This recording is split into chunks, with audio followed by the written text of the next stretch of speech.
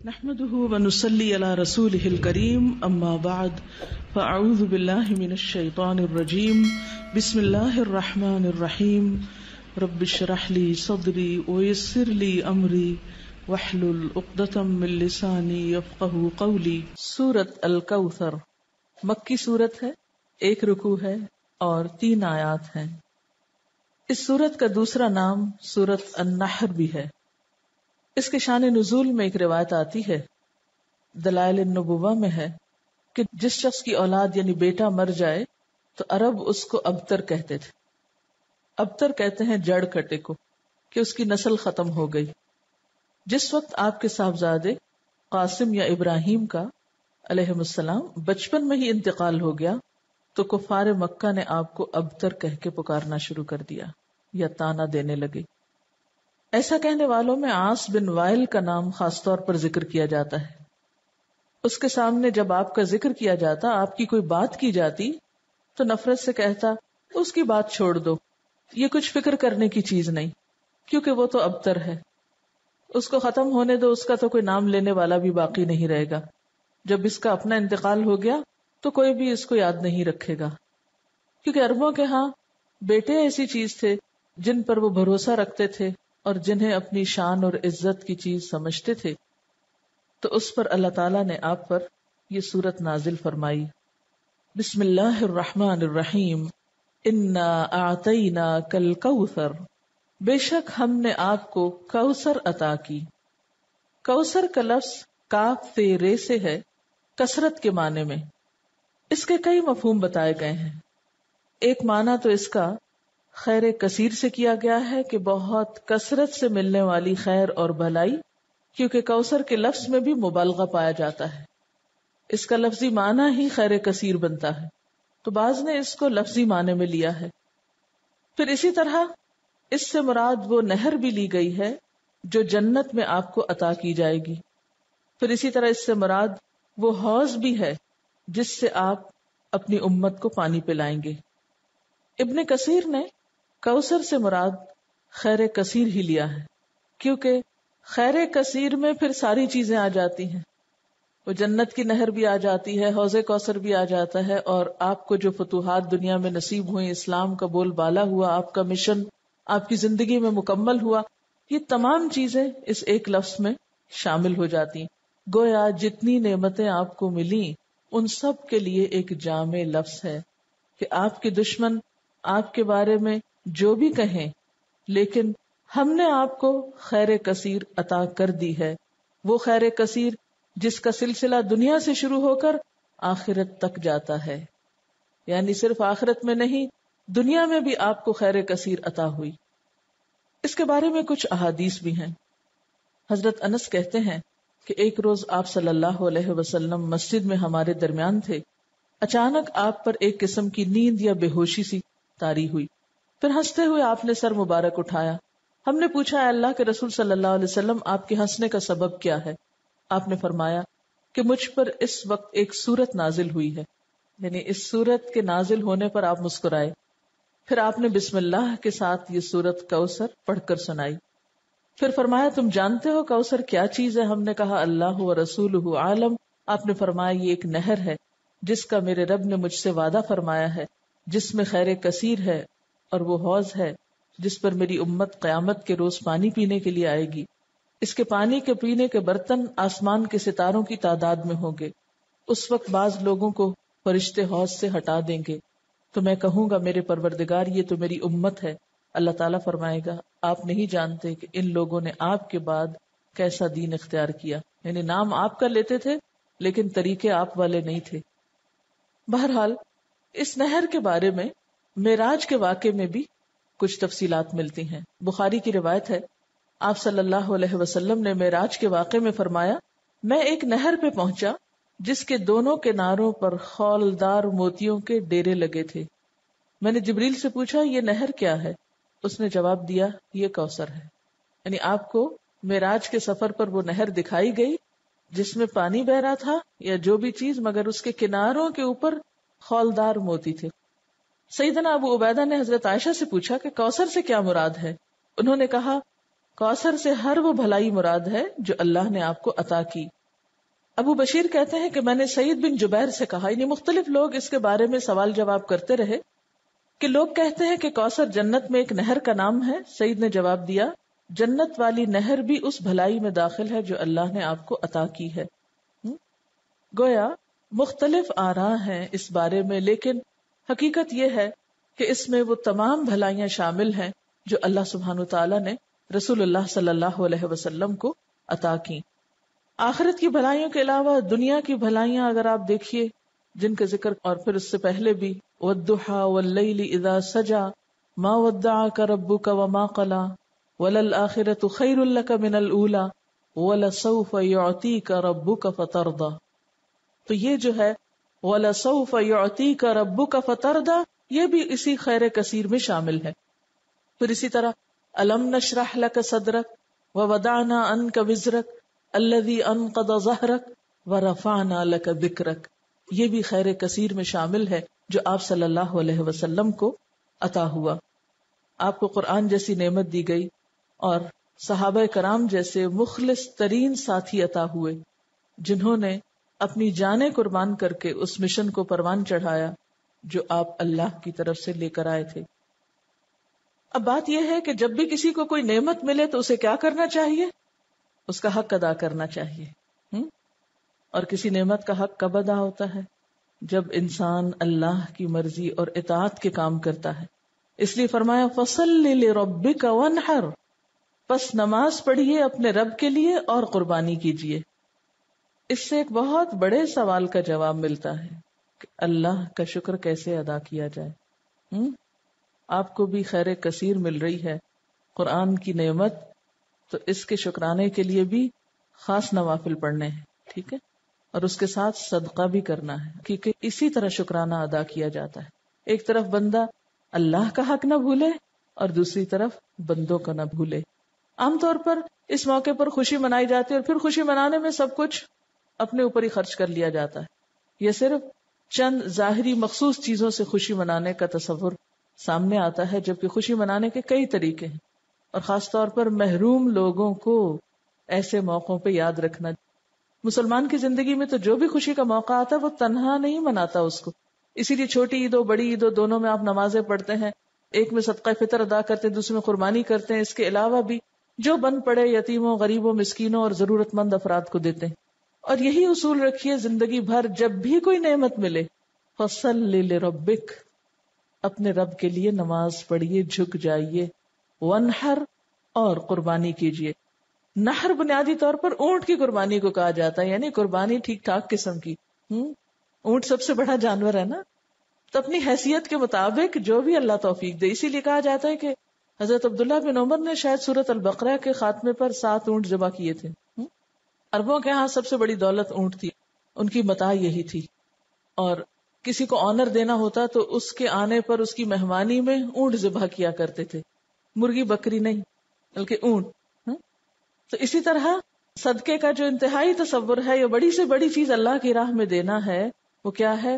جو بن پڑے میکسیمم انسان کو دینے میں وہ دے اللہ کے راستے میں۔ وَانْحَرْ، اور قربانی کیجیے، یعنی نحر سے مراد اونٹ کی قربانی، اور اس کا مسنون طریقہ کیا ہے کہ اس کا پاؤں باندھ کر حلقوم میں نیزہ مارا جاتا ہے، کھڑا کر کے اس کو قربان کیا جاتا ہے، اسی سے پتہ چلتا ہے۔ ویسے تو قربانی کے لیے اور لفظ بھی آتے ہیں نا، لیکن یہاں نحر سے خود بخود واضح ہو رہا ہے کہ یہ اونٹ کی، کیونکہ صرف اونٹ کو اس طرح ذبح کیا جاتا ہے، باقی جانوروں کو لٹا کے ذبح کیا جاتا ہے۔ اور ویسے بھی آپ صلی اللہ علیہ وسلم کو حکم تھا قُلْ إِنَّ صَلَاتِي وَنُسُكِي وَمَحْيَايَ وَمَمَاتِي لِلَّهِ رَبِّ الْعَالَمِينَ، تو فَصَلِّ لِرَبِّكَ، دکھاوے کی نماز نہیں، وہ جو پچھلی صورت میں آئی ہے الَّذِينَ هُمْ يُرَاءُونَ وَيَمْنَعُونَ الْمَاعُونَ۔ ایک تو اپنے اندر کے حرص اور بخل ختم کرنے ہیں، اور دوسری طرف دکھاوے کی نماز نہیں، فَصَلِّ لِرَبِّكَ کرنی ہے، وَانْحَرْ، اور قربانی بھی اپنے رب کے لیے کرنی ہے۔ نتیجہ کیا نکلے گا؟ إِنَّ شَانِئَكَ هُوَ الْأَبْتَرُ، دشمنوں کو اللہ خود سنبھال لے گا، برا چاہنے والے خود مصیبت میں گرفتار ہو جائیں گے۔ عموماً کیا ہوتا ہے جب انسان کو نعمت ملتی تو ساتھ ہی حاسد بھی پیدا ہو جاتے ہیں نا، ساتھ ہی جیلسیز شروع ہو جاتی ہیں، خواہ دین کی نعمت ملے یا دنیا کی ملے، یہ ایک انڈرسٹوڈ سی بات ہے۔ تو آپ صلی اللہ علیہ وسلم صادق اور امین تھے، لوگوں کی آنکھوں کا تارا تھے. جب سے آپ کو نبوت ملی ابو جہل ابو لہب ناراض ہو گئے، ساری حمایتوں سے دستکش ہو گئے، اپنے ہی خاندان کے لوگ مخالف اور دشمن ہو گئے، ادھر اہل کتاب دشمن بن گئے. ان کو کیا ہوا؟ وہ تو اتنے انتظار میں تھے. ان کو بھی حسد مار گیا کہ ہمارے قبیلے سے کیوں نہیں آئے، ہماری بنی اسرائیل میں سے کیوں نہیں آپ نکلے. تو یہ شیطان انسان کو چھوٹی چھوٹی چیزوں میں آ کے الجھا دیتا ہے، معمولی معمولی چیزوں کو انا کا مسئلہ بنا کر انسان کو حق سے دور کر دیتا ہے. تو ایسے موقع پر انسان کو پرواہ نہیں کرنی چاہیے. اللہ جو بھی نعمت عطا کرے خیر کثیر پھر دین ہی کے کانٹیکسٹ میں ہے، کیونکہ آپ صلی اللہ علیہ وسلم کو تو سب سے بڑا انعام خاتم النبیین ہونے کا آنر ملا تھا، اور آپ پر دین مکمل ہوا تھا، سب سے بہترین کتاب آپ پر اتاری گئی تھی. تو یہ سب کچھ خیر کثیر میں آتا ہے، آپ کے آنر میں یہ سب کچھ. تو آپ کو ان سب چیزوں کا شکرانہ ادا کرنے کے لیے نماز اور قربانی کی طرف متوجہ کیا جا رہا ہے، اور دشمنوں کے حسد سے بچنے کا بھی بہترین طریقہ ہے. جہاں دیکھیں کوئی شخص بہت مخالفت کر رہا ہے اور مخالفت کی وجہ آپ کو پتہ چل رہی ہو کہ حسد ہے، کچھ بھی نہیں اور وجہ کوئی دلیل نہیں، اس کے پاس صرف جیلس ہے، تو ایسی صورت میں کیا کریں؟ 2 نفل پڑھ کے اللہ سے مدد مانگے. کسی قسم کی پریشانی کی ضرورت نہیں، اللہ کے حضور جھک جائیں، دعا کریں. نمبر 2، صدقہ خیرات کریں. یہ 2 طریقے دنیا میں انسان کو پروٹیکٹ کرتے ہیں. وَاسْتَعِینُوا بِالصَّبْرِ وَالصَّلَاةِ، اور دوسری طرف صدقہ اللہ کے غضب کو ٹھنڈا کرتا ہے اور انسان کو آفات سے بچاتا ہے. اور نماز کے اندر پھر دعا بھی شامل ہے. ادھر سے مصیبت اتر رہی ہوتی ہے، ادھر سے دعا اٹھ رہی ہوتی ہے، جو بھاری ہو وہ دوسرے پہ غالب آ جاتی ہے. فرمایا ان شانئک ھو الابتر، تیرا دشمن جڑ کٹا ہو جائے گا، اس کا کوئی نام لیوا باقی نہ رہے گا. شانئ کہتے ہیں بغض رکھنے والے دشمن کو، عیب لگانے والے کو. شنآن قوم پیچھے لفظ آپ پڑھ چکے ہیں، اسی روٹ سے ہے. ایسا دشمن جو بدخواہ بھی ہو اور کینہ پرور بھی ہو، عداوت بھی رکھتا ہو، بغض بھی رکھتا ہو. اور یہ دشمنی کا تیسرا اور انتہائی درجہ ہوتا ہے.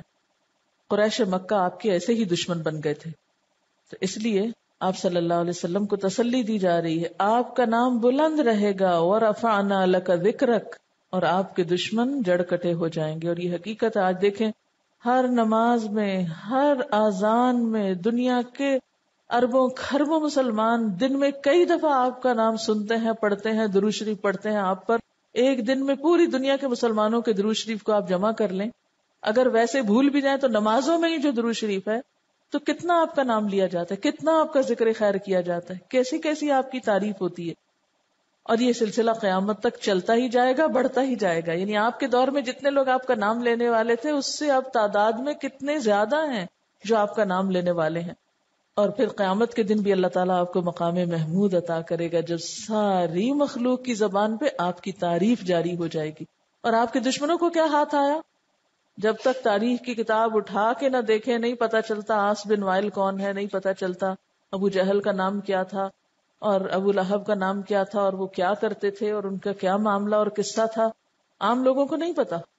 اور اس کے مقابلے میں آپ صلی اللہ علیہ وسلم کا نام ہمیشہ کے لیے بلند ہو گیا. اس سے جو بات ہمیں پتہ چلتی ہے اور جو سبق سیکھنے کا ہے وہ کیا ہے کہ انسان اللہ کی نعمتوں پر نظر رکھے، پازیٹو سوچ اختیار کرے، نعمتوں کا شکرانہ ادا کرے، نعمتیں اور ملیں گی. مخالفتوں کی پرواہ نہ کرے، مخالفتیں دم توڑ جائیں گی، اس لیے کہ اللہ سبحانہ و تعالی خود حفاظت کرنے والا ہے. جو شخص اپنے رب کو منانے اور راضی رکھنے میں کامیاب ہو گیا وہ محفوظ ہو گیا. جس نے رب کا سہارا تھام لیا، جس نے اس پہ توکل کیا، جو اس کی مدد کے لائق ہو گیا، جس پر اس کا فضل ہو گیا، پھر اس کے لیے کوئی بھی پریشانی باقی نہ رہے گی انشاءاللہ. سورۃ الکافرون مکی سورت ہے، 1 رکوع ہے، 6 آیات ہیں. صحیح احادیث سے ثابت ہے کہ آپ صلی اللہ علیہ وسلم طواف کی 2 رکعتوں، فجر اور مغرب کی سنتوں میں قل یا ایھا الکافرون اور سورۃ اخلاص پڑھا کرتے تھے. اسی طرح آپ صلی اللہ علیہ وسلم نے بعض صحابہ کرام کو فرمایا کہ رات کو سوتے وقت یہ سورت پڑھ کر سو گے تو شرک سے بری قرار پاؤ گے. تو رات کو جہاں بسمک اللہم اموت و احیا پڑھتے ہیں وہاں اس سورت کو بھی پڑھا کریں. بعض روایات میں آپ کا عمل بھی بتلایا گیا ہے، یعنی آپ صلی اللہ علیہ وسلم کے پڑھنے کا طریقہ بھی پتہ چلتا ہے. حضرت عائشہ فرماتی ہیں کہ آپ صلی اللہ علیہ وسلم نے فرمایا کہ فجر کی سنتوں میں پڑھنے کے لیے 2 صورتیں بہتر ہیں، سورت کافرون اور سورت اخلاص۔ بعض صحابہ نے آپ صلی اللہ علیہ وسلم سے عرض کیا کہ ہمیں کوئی دعا بتا دیجئے جو ہم سونے سے پہلے پڑھا کریں۔ آپ نے قل یا ایھا الکافرون پڑھنے کی تلقین کی اور فرمایا کہ یہ شرک سے برات ہے، کیونکہ شرک ایسا گناہ ہے جو معاف نہیں ہوگا، تو اگر انشاءاللہ ہر روز پڑھیں گے تو اللہ تعالیٰ اس سے بچنے کی توفیق بھی دیں گے۔ حضرت جبیر بن مطعم فرماتے ہیں کہ آپ صلی اللہ علیہ وسلم نے ان سے فرمایا کیا تم یہ چاہتے ہو کہ جب سفر میں جاؤ تو وہاں تم اپنے سب رفقا سے زیادہ خوشحال اور بامراد رہو، تمہارا سامان زیادہ ہو جائے؟ انہوں نے عرض کیا بے شک میں ایسا چاہتا ہوں اے اللہ کے رسول صلی اللہ علیہ وسلم۔ آپ نے فرمایا کہ آخر قرآن کی 5 صورتیں کافرون، نصر، اخلاص، فلق اور ناس پڑھا کرو، یعنی سفر کے موقع پر بھی پڑھا کرو۔ ہر سورت کو بسم اللہ سے شروع کرو اور بسم اللہ ہی پر ختم کرو، یعنی اگلی سورت سے پہلے پھر پڑھو۔ حضرت جبیر کہتے ہیں کہ اس کے بعد میرا حال یہ تھا کہ سفر میں اپنے 2 ساتھیوں کے مقابلے میں خستہ حال ہوتا تھا۔ آپ کی اس تعلیم پر عمل کرنے کے بعد میں سب سے اچھے حال میں رہنے لگا۔ ایک مرتبہ آپ صلی اللہ علیہ وسلم کو بچھو نے کاٹ لیا تو آپ نے پانی اور نمک منگوایا، اور یہ پانی یعنی پانی میں نمک ڈال کے یہ پانی کاٹنے کی جگہ لگاتے تھے اور قل یا ایھا الکافرون اور قل اعوذ برب الفلق اور قل اعوذ برب الناس پڑھتے جاتے تھے، یعنی اس سورت سے دم بھی کیا جا سکتا ہے۔ اب اس سورت کا شان نزول کیا ہے؟ ابن اسحاق کی روایت میں ہے کہ ابن عباس سے مروی ہے، ابن اسحاق جو ہسٹورین ہے، سیرت نگار ہے، اس نے ابن عباس سے روایت کیا ہے کہ ولید بن مغیرہ، عاص بن وائل اور اسود بن عبد المطلب اور امیہ بن خلف آپ کے پاس آئے اور کہا آؤ ہم آپس میں اس پر صلح کر لیں کہ 1 سال آپ ہمارے بتوں کی عبادت کیا کریں، 1 سال ہم آپ کے معبود کی عبادت کریں گے۔ اسی طرح ابن عباس سے روایت ہے کہ کفار مکہ نے باہمی مصالحت کے لیے یہ صورت پیدا کی تھی، اور جھگڑا ختم کریں، 1 سال تمہارا 1 ہمارا، اور یہ بھی کہا تھا کہ آپ ہمارے بتوں میں سے بعض کو صرف ہاتھ لگا دیں، ٹچ کر دیں، تو ہم آپ کی تصدیق کرنے لگیں گے، یعنی 1 دفعہ آپ ان پہ شفقت کا ہاتھ پھیر دیں تو پھر ہم کیا کریں گے؟ آپ کے معبود کی عبادت شروع کر دیں گے۔ تو اس موقع پر جبریل علیہ السلام یہ صورت لے کر نازل ہوئے کہ دین کے معاملے میں کوئی کمپرومائز نہیں۔ بسم اللہ الرحمن الرحیم، قل یا ایھا الکافرون، کہہ دیجئے اے کافرو۔ پورے قرآن پاک میں یہ انداز نہیں ہے کافروں کو بلانے کا، لیکن اس موقع پر نام لے کر پکار کر کہا جا رہا ہے۔ الکافرون سارے مراد ہیں، لیکن خصوصی طور پر جن کے بارے میں یہ صورت نازل ہوئی۔ اور یہ بھی یاد رکھیے کہ یہ صورت مکی دور کے آخری حصے میں نازل ہوئی، جب آپ نے ان پر ساری حجت تمام کر دی تھی، اور پھر وہ آپ کو ایسی آفرز دے رہے تھے۔ آپ ایک عرصے تک اپنی قوم کو یا قومی کہہ کے پکارتے تھے، اے میری قوم، اے بنو ہاشم، اے قریش، لیکن اب یہاں اے کافرو کہہ کے پکارا گیا، اور حجت تمام کرنا بھی مقصود تھا۔ تو قل یا ایھا الکافرون، کہہ دیجئے اے کافرو، لا اعبد ما تعبدون، میں عبادت نہیں کرتا ان کی جن کی تم عبادت کرتے ہو، یعنی کسی قیمت پر میں تمہارے معبودوں کی عبادت نہیں کر سکتا۔ آپ کو یاد ہوگا کہ ابتدائی دور میں بھی آپ کو کچھ آفرز دی گئی تھی۔ جب ابو طالب زندہ تھے، کفار مکہ میں سے کچھ سردار آ کر یہ آفر کر رہے تھے آپ صلی اللہ علیہ وسلم کو کہ آپ چاہیں تو آپ کے قدموں میں جتنی چاہیں دولت لا کے ڈھیر کر دیتے ہیں، جس لڑکی سے چاہیں شادی کر دیتے ہیں، مکہ کا سردار بننا چاہتے ہیں تو وہ بنا لیتے ہیں، لیکن ہمارے معبودوں کی توہین نہ کرو، ان کو کچھ نہ کہا کرو، لا مت کہو، الا اللہ کہتے رہو لیکن لا مت کہو، ان کو کچھ نہ کہو۔ لیکن آپ صلی اللہ علیہ وسلم نے ان میں سے کسی بات کو تسلیم نہیں کیا۔ اس سے یہ بات پتہ چلتی ہے کہ دین کا کام اس وقت تک ہو نہیں سکتا جب تک انسان اپنی بات کا پکا نہ ہو۔ دین کے اصولوں پہ کمپرومائز نہیں کیا جا سکتا۔ اچھا، ہمارا عام طور پر حال کیا ہوتا ہے؟ بعض اوقات ہم دوسرے کا دل رکھنے کے لیے اس کی غلط باتیں لے لیتے ہیں۔ ہم کہتے ہیں چلو پہلے اس کو مانوس کر لیں، کچھ غلط کام ان جیسے کر لیں، اور پھر اس کے بعد ہم ان کو سمجھا لیں گے۔ یہ طریقہ درست نہیں ہوتا۔ مثلا کوئی شراب پی رہا تو آپ کہ چلو میں اس کا دل رکھنے کو تھوڑی سی پی لوں، پھر اس کے بعد اس کو تبلیغ کر کے سمجھا دوں گی کہ یہ حرام ہے، پہلے ذرا میں کمپنی تو دوں اس کو۔ یہ نہیں ہو سکتا، اس لیے کہ جب آپ کا اپنا عمل غلط ہوگا تو آپ دوسرے کو کس منہ سے منع کریں گے؟ آپ کی کون سنے گا پھر؟ اصل بات یہ ہے کہ باطل دوئی پرست ہے، حق لا شریک ہے. شعر ہے اصل میں. باطل دوئی پرست، دوئی پسند یعنی کہ